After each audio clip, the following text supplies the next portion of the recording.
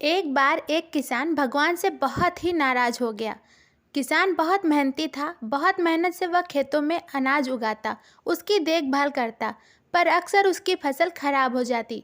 कभी सूखा पड़ जाता, कभी बाढ़ आ जाती, तो कभी तेज धूप, कभी आंधी, कोई न कोई कारण बन ही जाता था, उसकी फसल खराब हो जाती। एक दिन वह किसान गुस्से में आसमान की ओर देखकर बोला भगवान से, हे ईश्वर, आपको लोग सर्वज्ञाता मानते हैं कि आप सब जानते हैं, कहते हैं कि आपके इच्छा के बिना एक पत्ता भी नहीं हिलता। पर मुझे तो लगता है कि आप छोटी से छोटी बात भी नहीं जानते। आपको ये भी नहीं पता है कि खेती बाड़ी कैसे करते हैं। अगर आप जानते होते तो हर समय बाढ़, आंधी, तूफान आदि कभी नहीं आते।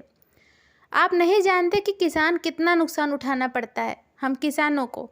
यदि आप मेरे हाथ में ये शक्ति दे दें कि जैसा मैं चाहूँ वैसा मौसम कर दूँ, फिर आप देखना, मैं अन्न के भंडार लगा दूँगा।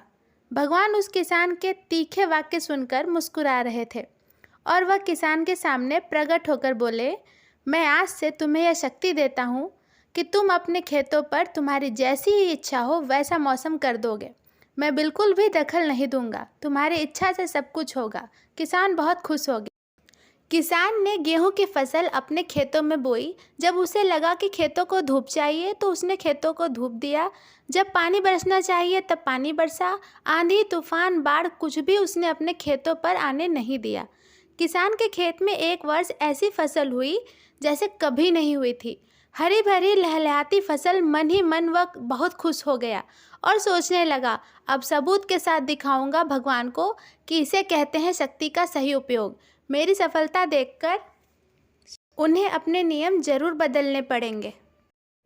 कुछ दिन गुजरे, फसल कटने को तैयार हो गई। किसान बहुत उत्सुकता के साथ फसल को काटने लगा, पर जैसे ही उसकी नज़र गेहूं की बालियों पर गई तो उसने देखा अपना सिर पीट लिया और वह रोने चिल्लाने लगा। गेहूं की एक भी बाली के अंदर गेहूं का दाना नहीं था। सारी बालियां अंदर से खाली थी। किसान बहुत ही दुखी हो गया। उसने भगवान को रोते हुए फिर पुकारा, हे प्रभु, तुमने मेरे साथ ये क्या कर दिया। भगवान बोले, पुत्र, ये तो होना ही था। तुमने पौधों को संघर्ष करने का मौका ही कहाँ दिया।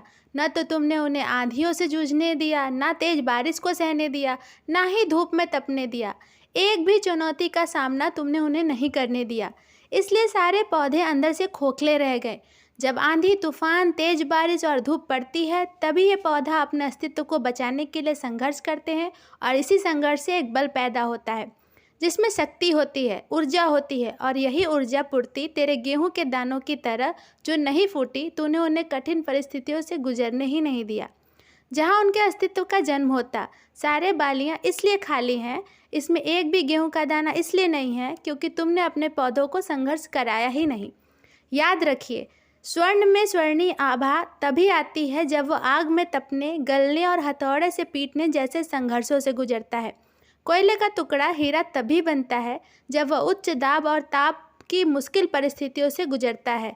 इसी तरह यदि हमारी ज़िंदगी में कोई संघर्ष ना हो, कोई चुनौती ही ना हो, हम भी गेहूं की बालियों की तरह अंदर से खोखले रह जाएंगे और कोई अस्तित्व ही नहीं होगा हमारा।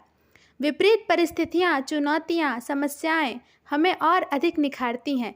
यदि जीवन में कठिन परिस्थितियाँ और चुनौतियाँ आएँ तो घबराना बिल्कुल नहीं चाहिए, उनका सामना करना चाहिए। विश्वास करना, आप और अधिक निखर जाओगे और अधिक मजबूत बन जाओगे। किसी ने कितना सही कहा है, जिंदगी जीना आसान नहीं होता, बिना संघर्ष के कोई महान नहीं होता।